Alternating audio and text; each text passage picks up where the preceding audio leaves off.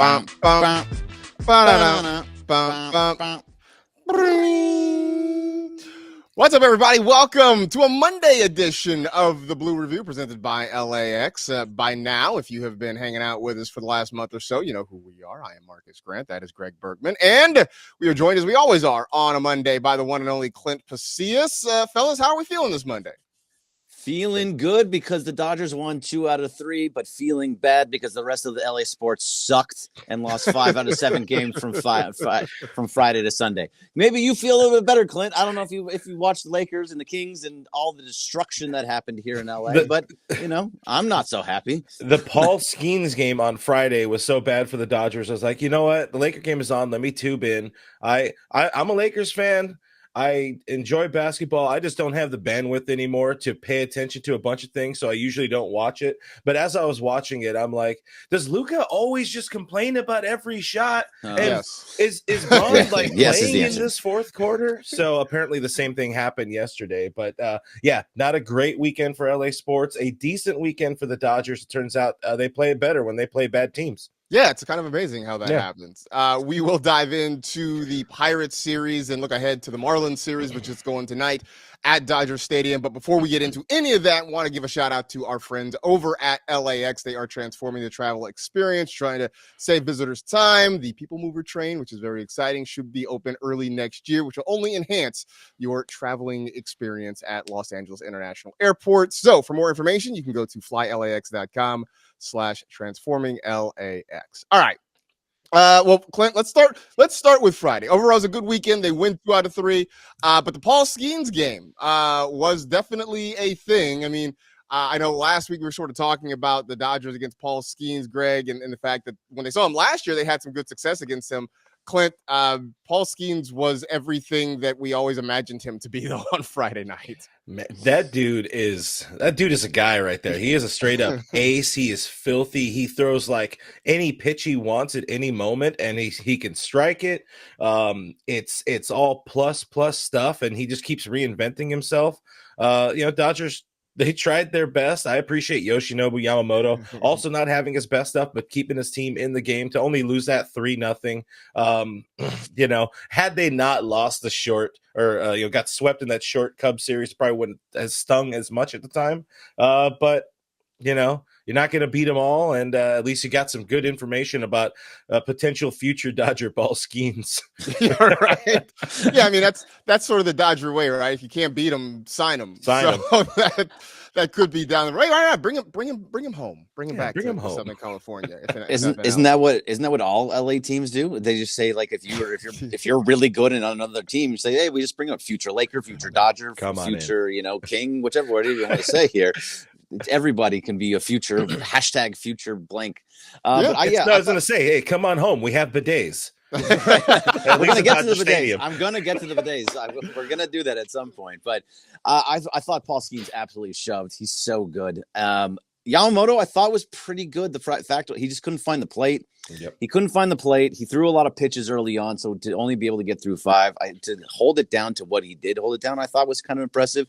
He got a little bit more of that K stuff later on down the line, but for the most part, he just couldn't find the plate, giving up 4 walks, which is very, very un-Yamamoto like.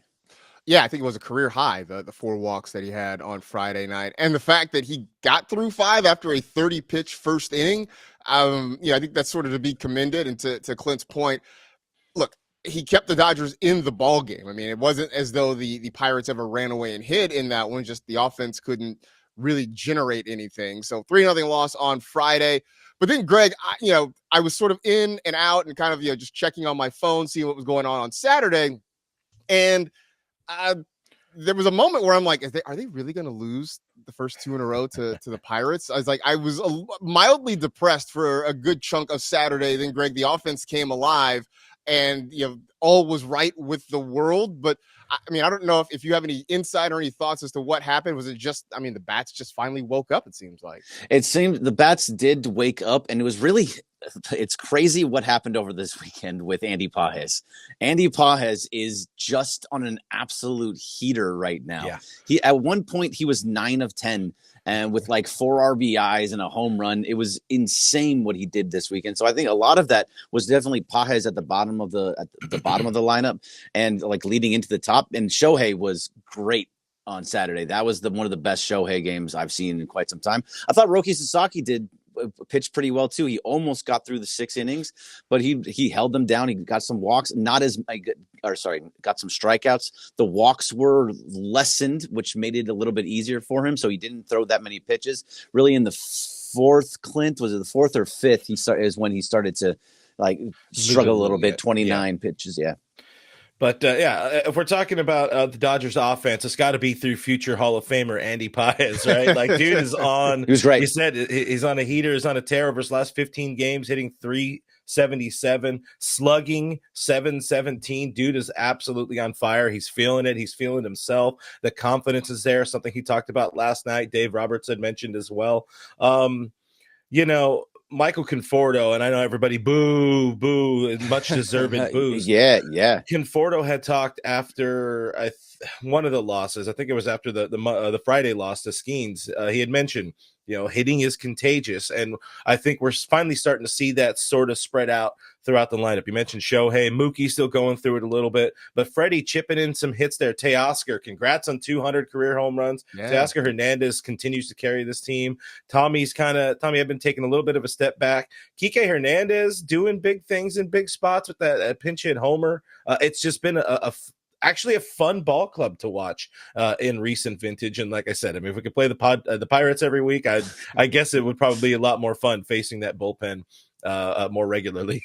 Yeah, no, absolutely. Yeah. I mean, you talk about Andy Pages, I think 10 for 16 over the course of those 3 games, which was absolutely phenomenal. At the moment, he is the most dangerous guy in the lineup. We'll see if that continues for the next 3 games against the Marlins, but a good showing on Saturdays. The Dodgers get an 8-4 win in that one. Greg, you mentioned Sasaki. I mean, at this point, through however many starts was it, 5, 6 starts, whatever it is. Your early season evaluation of what you've seen out of him. I think Sasaki is getting better and better every time he goes out and pitches. He's going to struggle a little bit. But also, if we're talking about Andy Pages, how great he's been. Andy Pages has by himself saved about 9 or 10 runs for Roki Sasaki. He's robbed a grand slam. He robbed Corey Seager from, I think, a 2 or 3 run home run, and then he robbed another home run. This one, but that would have been a 2-run home run. He has saved Roki Sasaki at least 9 runs in his. So every time Sasaki pitches, Andy Pages needs to be in center field. Synergy, yes. Yeah. But I think, honestly, though, I think Sasaki has been. He's not exactly what he was billed to be, but I think he's going in that direction. He's not the guy that he was in Japan, and he's much better than that. And he's starting to get better and better. The pitches are all starting. He looks like he feels much more comfortable on the mound. Yeah, it feels to me like every outing, he's gathering more information. He's learning more about his arsenal, his tools against major league hitting on a major league mound, getting more comfortable with each outing at Dodger Stadium as well. Again, didn't have his best stuff that we've seen on Saturday, but found a way to make it work against the Pirates ball club. I'm sure that does help a little bit as well. I'm going to keep driving that home. But like you said, Greg, not as advertised, because I think the concept of, this dude's going to just be a plug-in ace was dropped here and there. You also heard people saying this is a dude who's going to be a continued work in progress, but he's progressed very well, because if we were talking about after his first 3 or 4 starts, maybe 3 starts, we're like, maybe this is a guy that might benefit from a little bit of time at AAA. Now, well, with all the injuries, it's not a question, but also his stuff wise, it's not a question at all. Like he belongs, he deserves to be here, and he's going to keep getting better being around the best version of the pitching coaches and all that they have in LA. So love what we've seen with Roki. Absolutely. And at the risk of sounding like a broken record, it's just, I think, good to remind people he's 23 years old.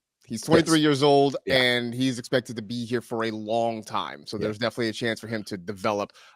Do want to get to the injuries in just a little bit because I think that is starting to become a little bit of an issue with this pitching staff right now. But first, let's get to Sunday, which I guess sort of dovetails, right? We get to Sunday, Sure we does. sort of dovetail right into the injuries as well. 9-2, the Dodgers score 4 in the first inning. They get 1 in the second. They get a few more in the 5th and 6th innings as well, and go on to a fairly easy victory. Clint, this one though was really about the bullpen. Ben Casparius comes in and really kind of sets the tone, and the bullpen goes the rest of the way. They do not find any problems at all getting through that Pirates lineup. So I know last week when we talked, we were sort of worried about the amount of innings that the Dodger bullpen was pitching. I still think it's a concern, but it definitely helps when you're facing one of the weakest hitting lineups in Major League Baseball. Yeah, absolutely, man. I mean, only Andrew McCutchen yesterday did any damage, couple of hits in there, but you have to shout out Ben Casparius. That dude is an outright hero for this team. What he's been able to do, he's like, what's his name? Brent Honeywell gets all the accolades or all the plum for being the hero. But, Benny Caps is actually a good pitcher, as for Brent Honeywell is not a great pitcher. He just, happened to stay out there against the New York Mets and the NLCS. but Ben Casparius, like, this dude is legit. The stuff is there. Every metric backs up what we've seen. And to go out there and give the Dodgers 3 2/3 with no warning. It was impressive. It was absolutely impressive. And it was like so important for this team, knowing that, hey, we don't know what we have with Dustin May tonight. They have another bullpen game on the schedule. And then also coming back from the dead is Tony Gonsolin on Wednesday. So to save a few innings, a few up downs for the bullpen, huge shout out, Ben Casparius. Yeah. Go ahead, Greg. Yeah. No. But Casparius, I thought was fantastic. I think that the whole bullpen was, and Luis Garcia, by the way, can we just give a shout out to Luis Garcia? Who? No, I can't. It's part of my narrative. It helps. I get it. I was very much in that space with you in that narrative, but Luis Garcia has come in and just kind of shoved for a little while. Yeah. He's been pitching really well. I can't hate on him too much. And then Johan Gomez goes in against a bad team, goes 3 innings, gets the 3 inning save. Yeah, can't go. Nothing wrong with that. Awesome for this team, man. Not at all. And I definitely helped. They put up 9 runs. They gave themselves some breathing room, and so it definitely helps that you're able to use Gomez and Garcia late in those games, so you're not having to go out and tax, and Evan Phillips having to go get Tanner Scott or something like that. So now you give them basically a day off heading into this series against the Marlins. But let's kind of back up to the reason that it became a unintentional bullpen game on Sunday, because Tyler Glasnow doesn't get through more than an inning, goes back out for the second inning, feels some discomfort in his shoulder, so he has to exit the ball game. Greg, I'm going to open the floor to you because I know you have become incredibly frustrated with Tyler Glasnow. Look, you're not the only one, but you've been incredibly frustrated, incredibly vocal in the group chat about Tyler Glasnow. So I'm just going to open the floor and let you get whatever it is off your chest about Tyler Glasnow right now. So Tyler Glasnow, I can't say the things that I said in the group chat to you. That just would not go well for me on an ESPN property. I think that's a bad idea. But he is a problem. I mean, this is just who he is at this point. If for 3 games in a row, he has decided that he's going to come out of game for whatever injury it happens to be. He couldn't get his footing against the Nationals. What was it against the Cubs that he just he had the cramps in his legs, and then now this one, I don't know, something going. There was a twinge in his shoulder. Just go on the IL, figure it out. Come back 100%. I don't want to see this dude again until there's absolutely nothing wrong with him. And guess what's going to happen when he does come back? There's going to be something wrong with him, because if there's not something perfect, if it's not exactly how he needs every single teeny tiny step to be, he's not going to be effective, and he's not going to be able to pitch. You say, no, I can't do it. My pinky toe slipped a little bit in my shoe, so now I'm done. It's that's the type of dude that it feels like to me that he is, and I'm just incredibly frustrated with Tyler Glasnow. Is it just me? Is it? Yeah, I would say if you're looking at made up advanced metrics, like his ex dog is way down, his ex him is way down. It sucks because the stuff is good, but I have a button. I think you guys should be able to hear it. It's like, oh no, Tyler Glasnow injured. You got the respectance. It's like, oh man, Ooh, that play really the buttons. I like that. Was not expecting that on my bingo card. This was somebody, even mentally for me, unintentionally, I didn't have him listed in my brain as somebody this team would be able to rely on. When you're looking at like the top 4 guys as you're already projecting forward into the postseason, entering the season, I was like, I honestly forgot about him. My brain just checked him out because I assume he's not going to be available. I didn't think he would be not available for the team in April, but it's a problem. Like everybody, Dave Roberts mentioned the frustration for Tyler, for the team. You could just sense for Dave. It's just like, bro, you got to stop doing this. Like it's going to be an IL stint. They're going to figure out what's going on. Hopefully it's nothing surgical. I will say, and I'm going to talk about this later on the Dodgers territory. My boy Tyler Glasnow loves coming up with a good excuse. And now this time it's altering mechanics to take stress off the elbow. Well, now it hurt his poor Whittle shoulder. But it's a problem for the Dodgers. It leads to a problem. And now, Marcus, we're looking at a rotation of Roki, Yama, Dustin May, and Tony Gonsolin, the 4 dudes, the 4 exact dudes we thought we would be relying on heading into May. Exactly. Yeah, these are the guys that we were building this whole rotation around. I mean, it's sort of funny because in chats and in group checks with friends who aren't Dodger fans, during the offseason, they're all like, why are you guys signing so many pitchers? What do you need so many starters for? And I'm like, just watch. Just wait. I'm telling you, we're going to go through all of them and then some. And here we are, not even to May 1st yet. And as you mentioned, the rotation looks vastly different than it did way back on opening day. I mean, I'm looking at the game logs. Glasnow has gone 4 or fewer innings in 3 of his last 4 starts. And even the one he did go more, it was the one against the Cubs where is that the one where he left with the leg in the 4th? Yep, leg cramps in the 4th. Yep. Yeah. So it's incredibly frustrating. I think it's even more frustrating, at least for me, because we have seen what he is when everything is right, when he is at his best. I mean, last year, the way he started the season was phenomenal. And then, he has the arm issues, the shoulder issues, whatever, and has to get shut down for a while. And now this year, it's just started with so many little nagging things, going back to the mound being a little extra muddy in Philadelphia on a day that it was raining a little bit. So it just, you want to sort of give a guy the benefit of the doubt. He knows how he feels, what have you, but it's starting to add up, especially because it's so many starts in a row, I think is what it is. Yeah, the optics are bad, and fans are getting restless, and I think we're seeing it in, Greg, your reaction. Like, this is somebody that we anticipated to be a big part of this rotation for the next 5 years when they traded for him and signed that big extension. But again, he's just been a problem. Yeah, he's been a problem. And you're right, Marcus, because he has the stuff. He was the only pitcher besides Yamamoto recently. Yamamoto started to attack the zone.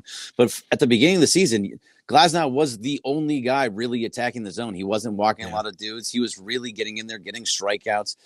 He was the guy that you're like, okay, he's going to go out there. He's going to do his best to shove. And he is just not.